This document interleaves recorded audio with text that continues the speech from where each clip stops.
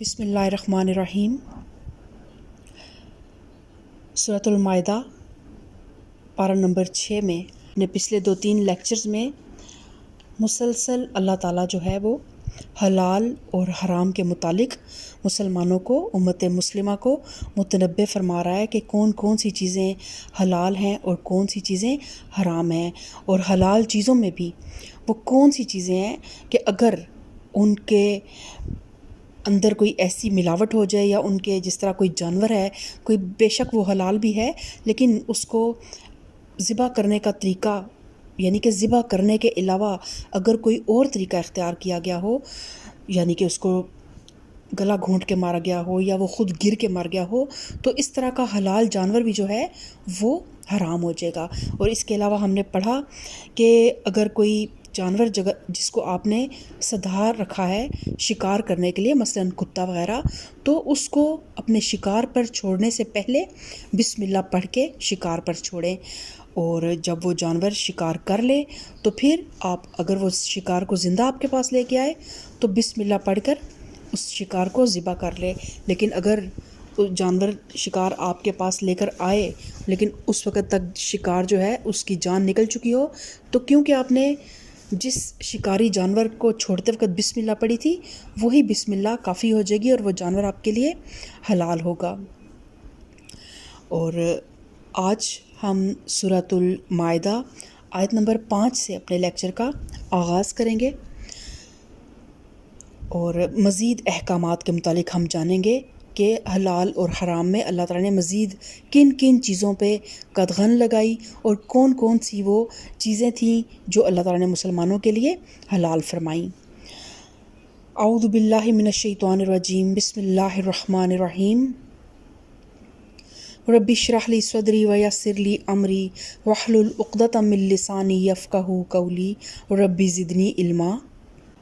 اليوم أحل لكم الطيبات وطعام الذين أوتوا الكتاب حل لكم وطعامكم حل لهم والمحصنات من المؤمنات والمحصنات من الذين أوتوا الكتاب من قبلكم إذا آتيتموهن أجورهن محصنين غير مسافحين ولا متخذي أخدان ومن يكفر بالإيمان فقد حبط عمله وهو في الآخرة من الخاسرين۔ آج تمہارے لیے ساری پاک چیزیں حلال کر دی گئی ہیں۔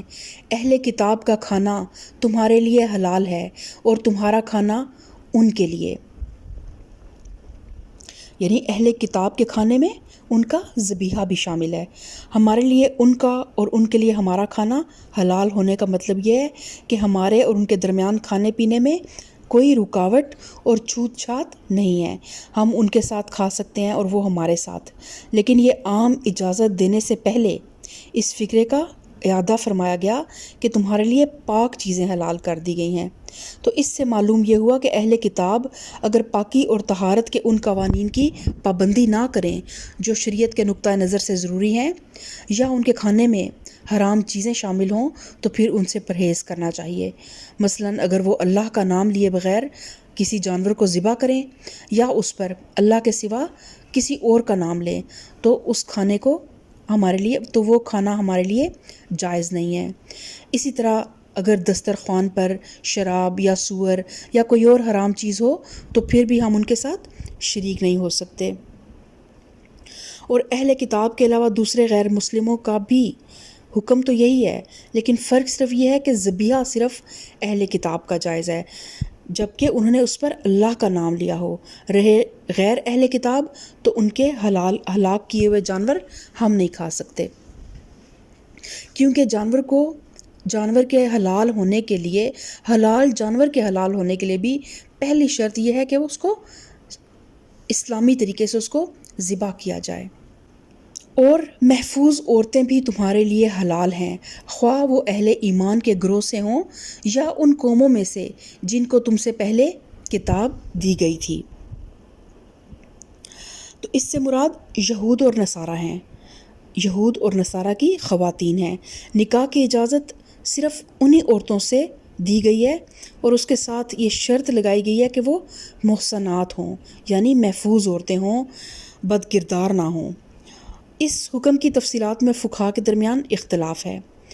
ابن عباس کا خیال ہے کہ یہاں اہل کتاب سے مراد وہ اہل کتاب ہیں جو اسلامی حکومت کی رعایا ہوں۔ رہے دارالحرب اور دارالکفر کے یہود و نصارہ تو ان کی عورتوں سے نکاح کرنا درست نہیں ہے۔ حنفیہ اس میں تھوڑا سا اختلاف کرتے ہیں۔ ان کے نزدیک بیرونی ممالک کی اہل کتاب عورتوں سے نکاح کرنا حرام تو نہیں لیکن مکروہ ضرور ہے۔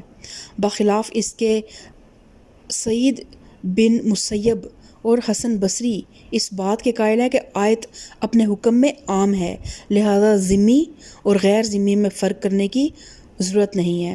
اور پھر محصنات کے مفہوم میں فقہا کے درمیان اختلاف ہے۔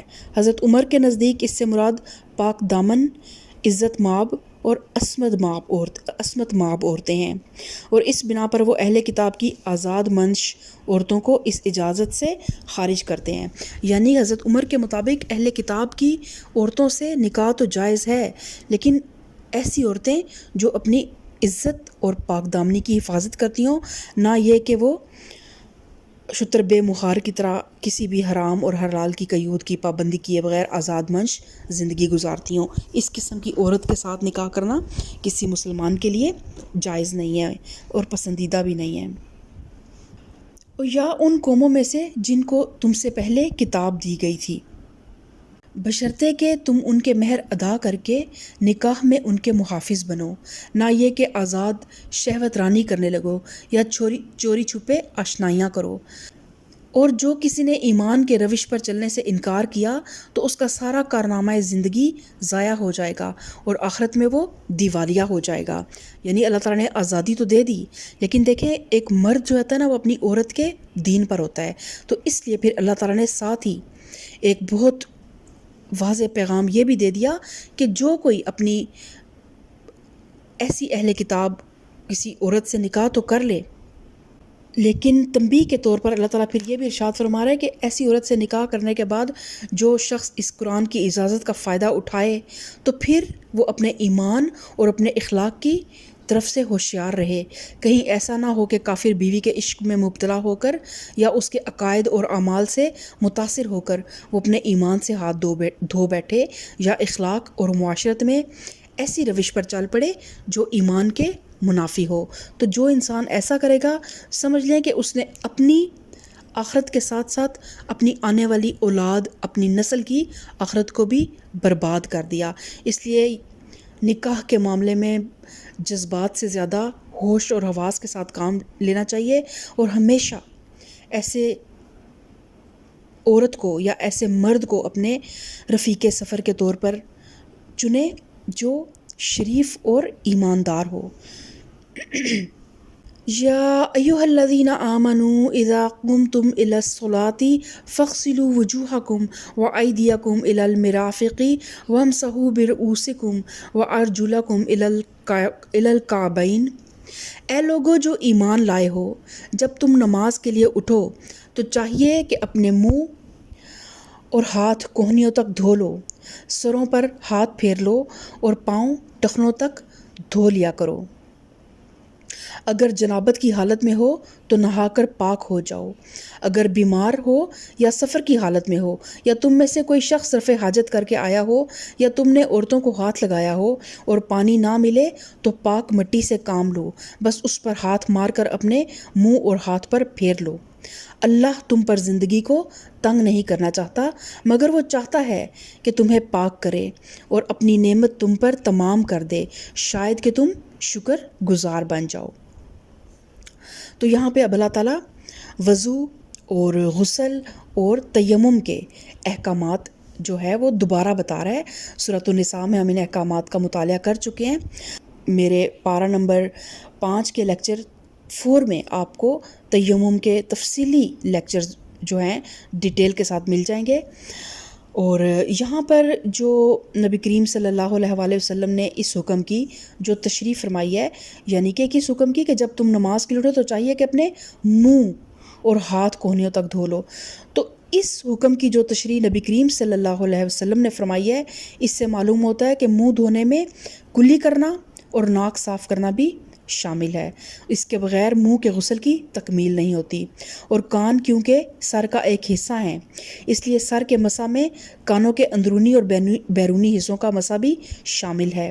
نیز وضو شروع کرنے سے پہلے ہاتھ دھو لینے چاہیے تاکہ جن ہاتھوں سے آدمی وضو کر رہا ہو وہ خود پہلے سے پاک ہو جائیں۔ اور پھر اللہ تعالیٰ فرماتا ہے کہ اگر اللہ تم پر زندگی کو تنگ نہیں کرنا چاہتا، یعنی اللہ تعالیٰ نے جب وضو کے احکامات دیے، پھر غسل کے احکامات دیے، پھر ساتھ ہی اللہ تعالیٰ نے ایک انسان کی مجبوریوں کو سمجھتے ہوئے کہ بعض اوقات انسان سفر کی حالت میں ہوتا ہے یا انسان کسی ایسی بیماری میں مبتلا ہوتا ہے کہ پانی کا استعمال اس کے لیے جان لیوا ہو سکتا ہے، تو پھر اللہ تعالیٰ نے ایک اور رعایت انسان کو عنایت فرمائی کہ تیمم کی اجازت دے دی۔ اور تیمم کے متعلق میں آپ کو بتا چکی ہوں کہ پارہ نمبر 5 لیکچر 4 میں آپ کو اس کی تفصیلی احکامات مل جائیں گے ڈیٹیل کے ساتھ۔ تو پھر اللہ تعالیٰ نے یہ تیمم کا تحفہ دینے کے بعد اللہ تعالیٰ نے فرمایا کہ اللہ تم پر زندگی کو تنگ نہیں کرنا چاہتا، مگر وہ چاہتا ہے کہ تمہیں پاک کرے اور اپنی نعمت تم پر تمام کر دے۔ یعنی کہ نعمت کس طرح ہے؟ جس طرح پاکیزگی نفس ایک نعمت ہے نا، اسی طرح جسم کی پاکیزگی بھی ایک نعمت ہے۔ نبی کریم صلی اللہ علیہ وسلم کی حدیث کا مفہوم ہے کہ صفائی نصف ایمان ہے۔ تو جب انسان روحانی طور پر بھی اور جسمانی طور پر بھی، حسی طور پر بھی اور معنوی طور پر بھی جب انسان پاک صاف ہوتا ہے نا، تو اس کی سوچ، اس کا انداز فکر ہی تبدیل ہو جاتا ہے۔ تو یہ ایک بہت بڑی نعمت ہے، پاکیزگی نفس بھی اور پاکیزگی جسم بھی۔ انسان پر اللہ کی نعمت اسی وقت مکمل ہو سکتی ہے جب کہ نفس اور جسم دونوں کی طہارت اور پاکیزگی کے لیے پوری ہدایت اسے مل جائے۔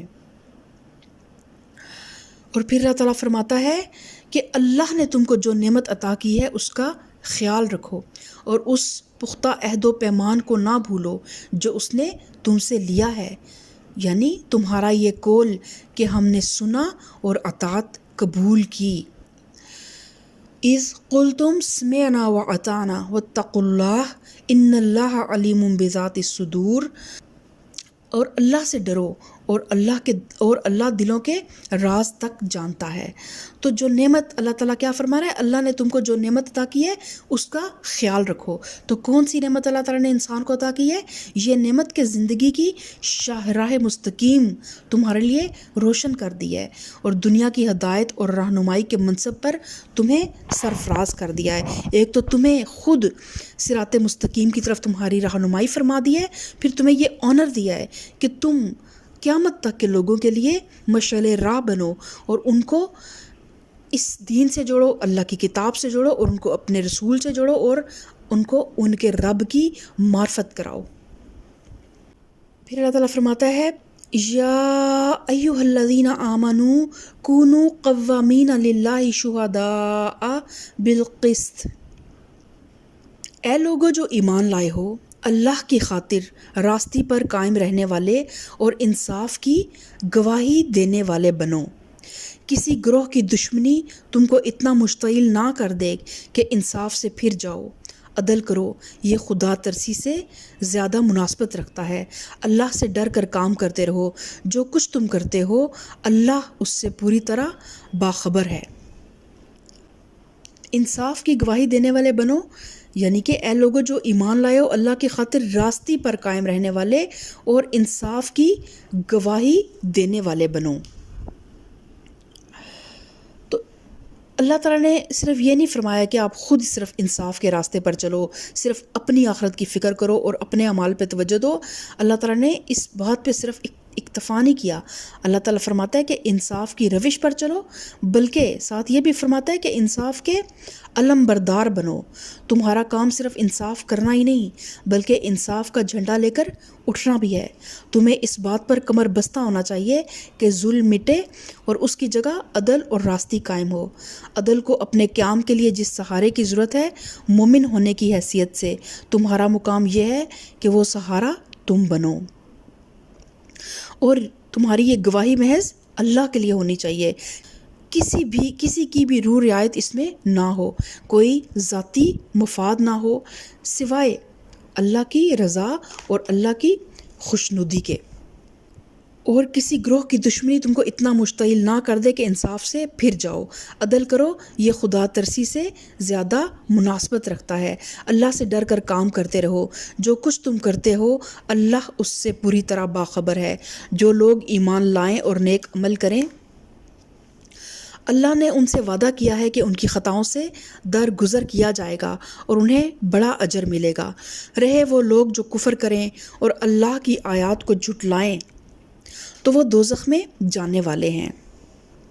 اور دیکھیں آیہ مبارکہ پہ اگر آپ غور کریں تو اللہ تعالیٰ مسلمانوں کو جیسے ایک شفیق ماں اپنے بچوں کو زندگی کے اتار چڑھاؤ کے متعلق بتاتی ہے، ان کو ہر اچھے برے سے آگاہ کرتی ہے، ان کو ہر مثبت اور منفی رویے کے بارے میں بتاتی ہے، حلال اور حرام کے متعلق بتاتی ہے، نیکی اور بدی کے متعلق بتاتی ہے، اور پھر ایک اچھی ماں اپنے بچوں کو یہ نصیحت بھی ضرور کرتی ہے کہ لوگ اگر برا کریں بھی نا تو ان کی برائی کے جواب میں تم برے نہ ہو جانا، تم اپنی نیکیوں کو ضائع نہ کر دینا۔